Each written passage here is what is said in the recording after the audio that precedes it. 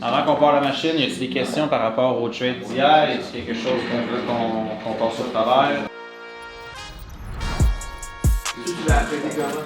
Lequel? Le gap-up. HCWB? Ouais. Ok, bonne question, je vais répondre. Sinon, tu as ces questions? Ouais, moi, je t'ai écouté pas mal le matin, c'est fait que... Ok, parfait. sont en République. Manu, des questions? Non, c'est bon. Pas de questions par rapport à hier? Fait que ta question, c'est comment j'ai prêté HCWB hier? Bonne question.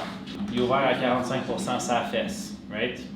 Maintenant, est-ce que je m'attendais à ce qu'il y ait la poussée ou la force nécessaire pour se rendre là? Non. Honnêtement, quand je vois des gap-up qui perdent beaucoup dans leur pre-market puis qui remontent avant l'ouverture du marché, je m'attends à ce qu'il soit un petit peu plus faible.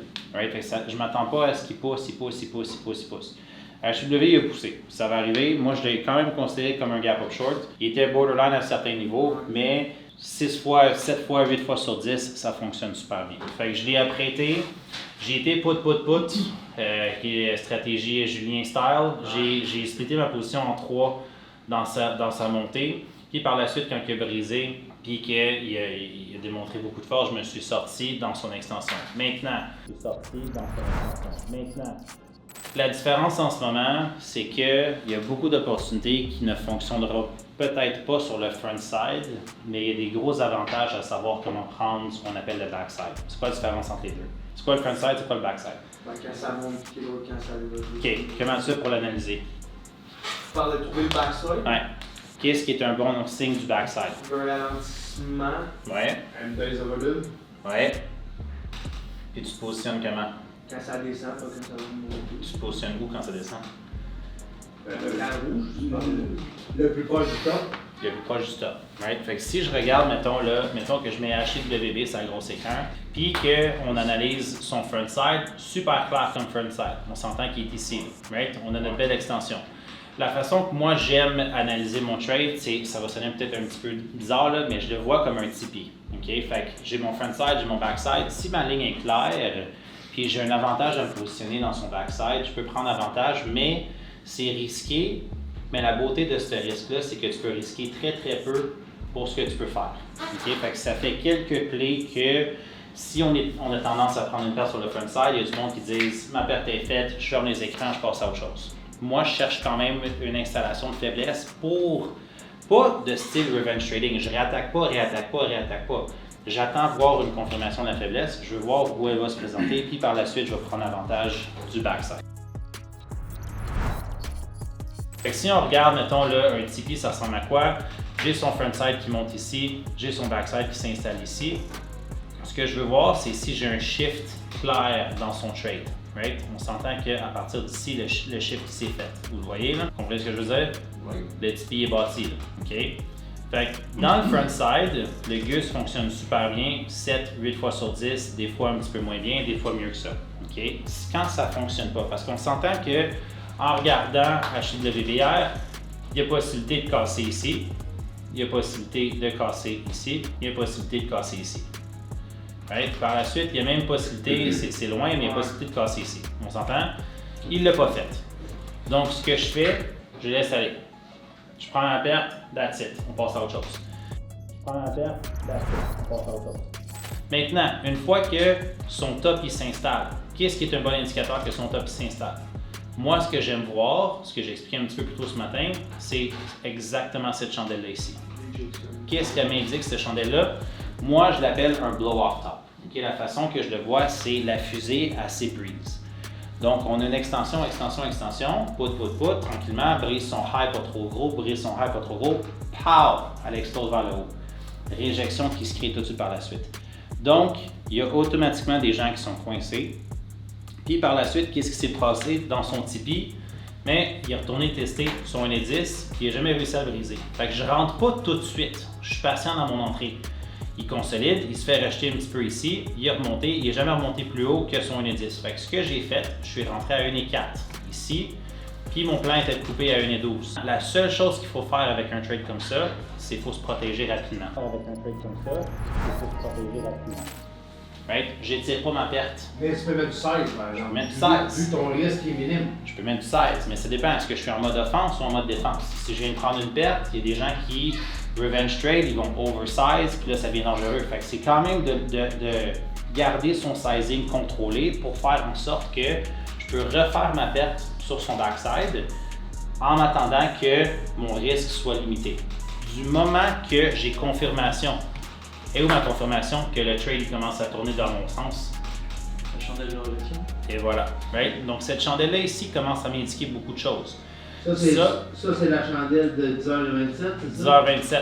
10h27, la panique a embarqué. C'est normal de voir un bounce. Il y a beaucoup de gens qui s'inquiètent en voyant un bounce. Pourquoi c'est normal de voir un bounce? Il y a du monde qui sont coincés ici. Il y a du monde qui voit ça comme le dernier support qui s'est créé. Right? Il y a un niveau de consolidation qui s'est créé ici. Donc ça, c'est une confirmation de ce support-là. Tant et aussi longtemps que je suis dans cette zone-là ici, qu'est-ce qui se passe entre ces deux niveaux-là? Ça, c'est range. Je suis dans le néant. Je suis dans le néant. Right? Mais du moment que le bounce est de plus en plus petit, puis que les highs sont plus low, puis que les lows sont plus low, right? Les bas sont de plus en plus bas, puis les highs sont de plus en plus bas, overall, je peux m'attendre que le backside soit entamé. Donc, la première chose que je veux faire, c'est que je veux commencer à me protéger.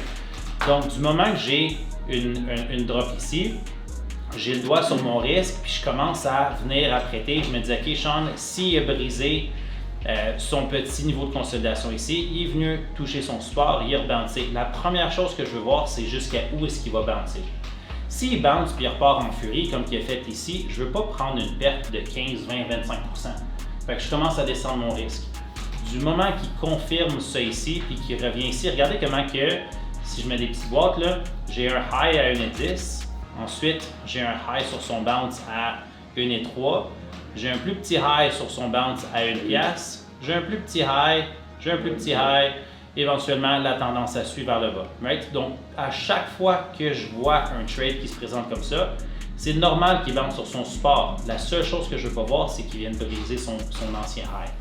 Si je suis en mesure de me protéger plus rapidement que plus tôt, tant mieux, je le fais. Ma structure est respectée. Ce que je suis prêt à risquer, je le fais rapidement. Vas-y. Je suis pas clair, t'es rentré où? Ici, 1,4. En Avec risquant, un tiers de position ou full size. full size?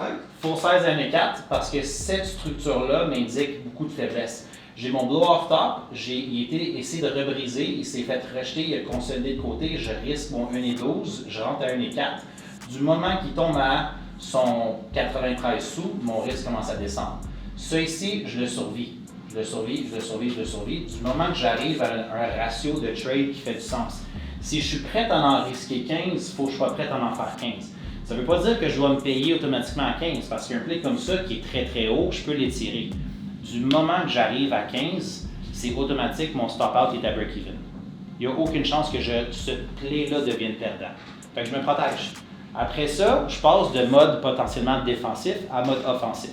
Si je suis en défense, je veux protéger la perte. Si je suis en offense, je sais que ma perte est à 0. C'est impossible de perdre parce que mon stop-out est à mon break-even. Je peux prendre avantage de la dégringolade. Right? Fait que c'est pas d'anticiper un gain trop rapidement parce que si je me paye à 10, mais je risque tout le temps 15, ça va me prendre un trade et demi, 2 trades de repayer mes pertes.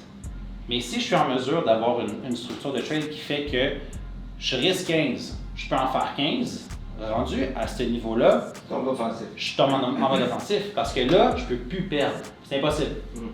Donc tu baisses Je baisse mon à risque ton 15. à mon 15. Mais là, Non, excuse. Ce que je vais faire, c'est que je vais baisser mon risque.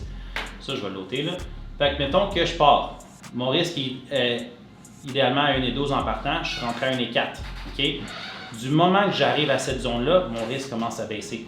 Par la suite, du moment que je sais que je suis break-even sur mon trade, parce que j'ai une confirmation ou le début d'une confirmation du backside qui s'installe, je peux être en mode offensif. Je peux l'étirer, ce trade-là. Moi, hier, je me suis sorti dans les 76-77 sous dans cette région-là. Fait que la perte que j'ai prise sur le frontside, je l'ai toute refaite sur le backside. Right? Parce que du moment que mon trade devient break-even, mon pire cas scénario, ma journée est pareille qu'avant le trade. Mais là, tu sors à ce moment-là. Parce que c'est un peu ça que j'ai fait hier. Moi, tout ce que j'essayais de faire, c'est de refaire ma tête. Moi, Je suis j'ai pas laissé. en mode greedy ou je suis pas tombé en mode offensif. C'était, Ouais. je l'ai fait un petit peu. Je comprends. J'ai fait plus vite. Mais la question que je pose ici, c'est pourquoi je me suis sorti à 77? À cause de ça. Pas tout à fait. Ok. Prenez les stats en tête. Il est ouvert où cette action-là? Le 4% de chance. 75. C'est quoi les chances qu'il redevienne rouge sur la journée? 4%, puis c'est 4%. Fait que si le trade est ouvert à 75, il a tout redonné. Right? 75 sous. Right? Donc, HCW, hier, il est ouvert à 75 sous. Regardez ce qu'il a fait. Il est ouvert ici, il est retourné toucher son open. Mais il a fini. Ciao à la visite. Fait que sachant les stats, fait que des fois prendre les stats d'un autre play, faut pas les mélanger nécessairement, mais prendre les stats qu'on connaît déjà. Si je le sais à la base, hey guys, j'ai 4% de chance qu'il tombe rouge aujourd'hui, il m'a déjà tout redonné ma perte. Right? Tu peux être plus offensif, dépendamment, tu peux même commencer à payer à 20% si tu préfères, 25, 30, dépendamment de comment ça tombe. Mais c'est de positionner ses prises de profit pour que ça fasse sens. Il n'a jamais été menaçant. T'aurais-tu pu le prendre en double top après à 1 heure? Ça, c'est pas mon genre de play. Ok. Pourquoi? Le temps. Ben, il me dit. Non, mais la différence de temps entre les deux pics. Ok, trop long. Non, mais avec l'autre pic. Ça ici, t'aurais pu, c'est pas mon genre de play. T'aurais pu. Il faudrait que je le calcule là, de 1,13 à sa drop, t'aurais pu. Est-ce que c'est un petit peu étiré, à mon avis, avec le play qu'il a fait? Moi, je trouve que oui, parce que est-ce que c'est un double top, un triple top? Ça fait-tu 4 fois qu'il y va? Right? Fait que c'est... Puis, il a fait son pic en halt en plus, après avoir perdu 28% de son high à son low. Fait que si je me mets à jumeler plusieurs informations ensemble, je commence à déqualifier certains plays. Il y a certaines préférences que moi, j'aime trader. Puis, quand que je suis en mesure de refaire ma perte sur un trade comme ça, take it and run. Le but, c'est pas de plus gagner. Le but, c'est de moins perdre. Les gains vont suivre. Le problème que les gens font souvent, c'est qu'ils s'attendent à gagner. Fait qu'ils étirent. Ça va sonner stupide ce que je veux dire. Hier, je lunchais avec Alex, puis il avait pris un trade sur HWB. J'ai trouvé ça drôle, là, lui, il a trouvé ça moins drôle. C'était en plein l'heure de dîner. Moi, je venais de me sortir à comme 27-28%. Alex, je suis encore dedans. Je suis comme, t'attends quoi, man? Il est à l'open. Ça va tomber. Je check mon téléphone 6 minutes plus tard, juste big, il vient de briser son high of day. Il passe en courant dans son bureau. Il n'y a pas une grosse position, là, tu sais, c'était. Mais je suis comme, quand tu comprends la structure, arrêtez d'être greedy jusqu'à. Si ton trade il fait du sens, ça sert à rien d'être greedy.